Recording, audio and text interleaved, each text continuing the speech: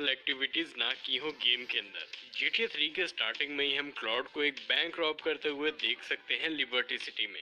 Game के अंदर Claude एक ऐसा प्रोटैगनिस्ट है जो बहुत ही सीरियस और इमोशनलेस है। अब इस चीज को देखते हुए क्लॉड को कई लोग ऐसा बोलते हैं कि इसे पैसे खिलाकर किसी का भी मर्डर करवाया जा सकता है, चाहे वो बंदा क्लॉड का दोस्त ही क्यों ना हो। यही सेम चीज हम गेम में भी देख सकते हैं, जहां क्लॉड याकुजा गैंग का ट्रस्ट पाने के लिए अपने पुराने बॉस सैल्वाटोर लियोने को मार देता है। क्लॉड पूरे गेम में 12 लोगों को किल करता है और 64 क्राइम्स कमिट करता है गेम के अंदर, जिसमें से सबसे बड़ा क्राइम है लिबर्टी सिटी बैंक की रॉबरी। बाय द वे, मैं यहाँ पे नॉर्मल एनपीसी किल को काउंट नहीं कर रहा हूँ, क्योंकि इनका स्टोरी से कोई भी रिलेशन नहीं होता है, और अगर हम इन्हें भी काउंट करने लग जाएं, तब तो शायद हम कभी पता ही न लगा पाए कि कौन सा प्रोटैगनिस्ट सबसे डेंजरस है। Number 6, Franklin. फ्रैंकलिन एक ऐसा कैरेक्टर है जो कि क्रिमिनल वर्ल्ड में अभी भी नया है। माइकल और ट्रेवर से मिलने से पहले फ्रैंकलिन लामार के साथ मिलकर कुछ छोटे बैंक रॉबरीज किया करता था, जिसमें उसे पहली बार सिर्फ $2000 से मिले थे। इसके अलावा फ्रैंकलिन लामार के साथ मिलकर कार चोरी करने का क्राइम करता है, जिसे हम कार चोरी करते हुए पहली बार इस मिशन में देखते हैं। अब वैसे तो माइकल और ट्रेवर के मिलने से पहले फ्रैंकलिन बस छोटे मोटे क्राइम्स किया करता था, लेकिन जैसे उसके लाइफ में माइकल और ट्रेवर आते हैं, तब फ्रैंकलिन लामार से भी बड़ा क्रिमिनल बन जाता है। गेम के अंदर फ्रैंकलिन कई सारे डेंजरस क्राइम्स करता है, जैसे कि मैरीवेदर से हाईटेक डिवाइस चोरी करना, पलीटो बे और यूनियन डिपॉजिटरी को रॉब करना। गेम के एंड तक फ्रैंकलिन पूरी तरीके से क्रिमिनल बन जाता है और बहुत ही ज्यादा डेंजरस भी हो जाता है, क्योंकि GTA 5 की स्टोरी लाइन में फ्रैंकलिन ने 17 लोगों को मारा है और 36 क्राइम किया है, जिनमें से जो बड़े क्राइम्स हैं उन्हें फ्रैंकलिन ने माइकल और ट्रेवर के साथ मिलके किया है। नंबर 5 पे है माइकल। माइकल GTA सीरीज का सबसे मैच्योर क्रिमिनल है, जो कि अपने क्रिमिनल लाइफ से रिटायर होने के बाद अपने लाइफ से बिल्कुल बोर हो चुका होता है। माइकल की मुझे सबसे अच्छी बात ये लगती है कि वो कभी भी किसी को बेवजह नहीं मारता, अनलेस उसके पास कोई और रास्ता ना हो, या फिर वो किसी हाइस्ट में हो जहां उसे अपनी जान बचाने के लिए दूसरों को मारना पड़ा हो। लेकिन गेम के अंदर माइकल भी तो एक क्रिमिनल ही होता है, जो कि एक फॉर्मर बैंक रॉबर है, और उसने अपनी लाइफ में कई सारे लोगों को मारा है, जैसे कि डेविन वेस्टन या फिर खुद माइकल का थेरेपिस्ट। इसके अलावा माइकल ने पूरे गेम के अंदर 18 लोगों को मारा है और 45 क्राइम्स किए हैं GTA 5 की स्टोरी लाइन में, जिनमें से सबसे बड़े क्राइम्स हैं FIB बिल्डिंग को रेड करना, बैंक रॉबरीज करना एंड मैरीवेदर और FIB के लोगों को किल करना। माइकल को इतना डेंजरस इसलिए माना जाता है क्योंकि माइकल ने अपनी लाइफ में कई सारी बैंक रॉबरीज की हैं और वो अभी तक पुलिस से बचा हुआ है, और शायद माइकल इससे भी ज्यादा डेंजरस प्रोटैगनिस्ट हो सकता था अगर हमें उसकी बैक स्टोरी पता होती, क्योंकि हम सभी जानते हैं GTA 5 की स्टोरी लाइन के 9 साल पहले माइकल ट्रेवर और ब्रैड के साथ मिलकर बहुत सारे हाइस्ट किया करता था। अब इनके बीच माइकल ने कितने लोगों को मारा और कितने क्राइम्स कमिट किए, शायद इसका पता हमें कभी भी ना चल पाए। Number 4, Carl Johnson. CJ aka Carl Johnson dangerous protagonist होने के साथ साथ खुद बहुत ही डेंजर में होता है, जहां उसकी जान कब चली जाए इसकी कोई भी गारंटी नहीं होती है।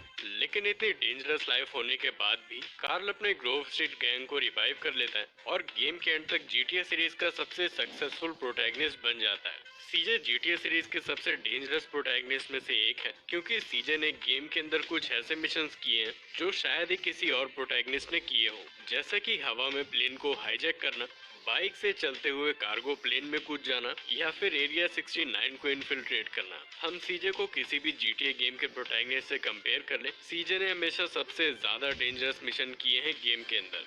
लेकिन सीजे डेंजरस होने के बाद भी दूसरे प्रोटैगनिस्ट की तरह हार्टलेस नहीं होता है। हम देख सकते हैं गेम की स्टोरी लाइन में बिग स्मोक और राइडर को मारने के बाद सीजे को बहुत बुरा लगता है। इसके अलावा सीजे मैड डॉग की हेल्प भी करता है। और अगर हम बात करें सीजे ने अपनी लाइफ में कितने लोगों को किल किया है, तो गेम की स्टोरी लाइन में सीजे ने 21 लोगों को किल किया है और 64 क्राइम्स को कमिट किया है। Number 3, Tommy वर्सेटी। Tommy GTA series के मोस्ट इंटेलिजेंट प्रोटैगनिस्ट होने के साथ साथ GTA सीरीज का सबसे वायलेंट और रूथलेस कैरेक्टर है। हम देख सकते हैं गेम के अंदर टॉमी बिल्कुल भी हेजिटेट नहीं करता है किसी को भी किल करने से पहले।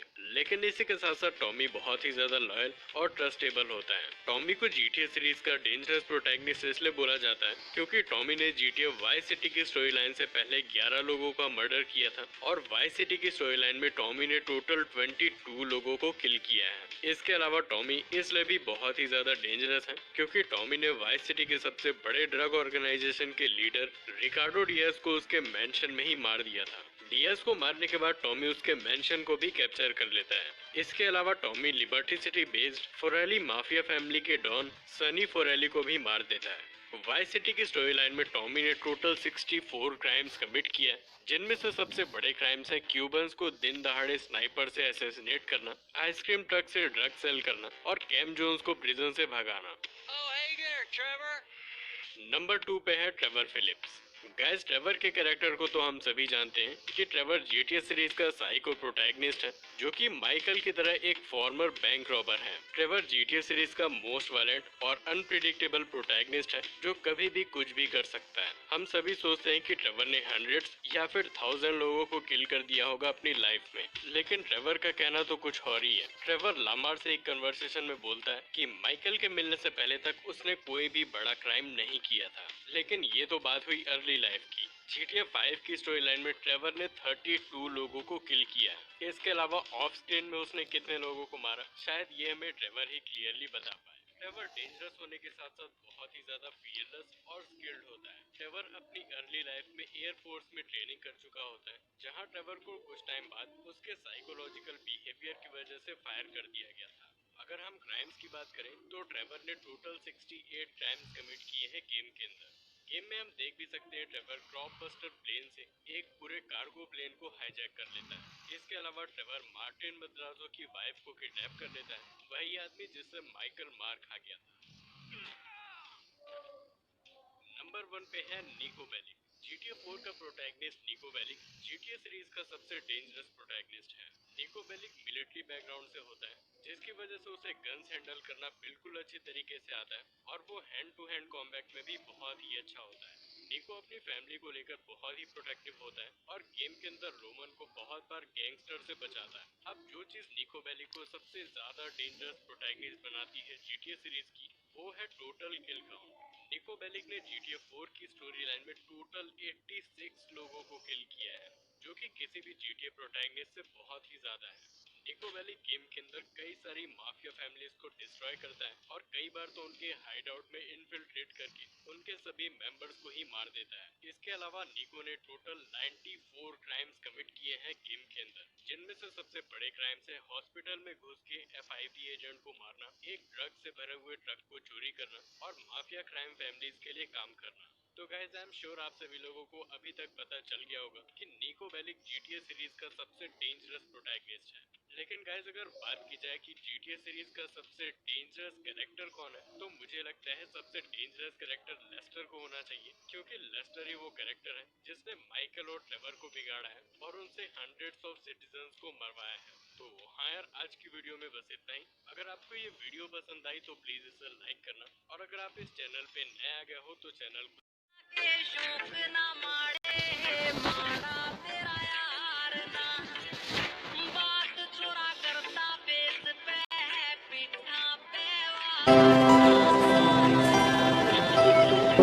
This could be good for me. Lately I was feeling like I need purpose. But when you talk to me,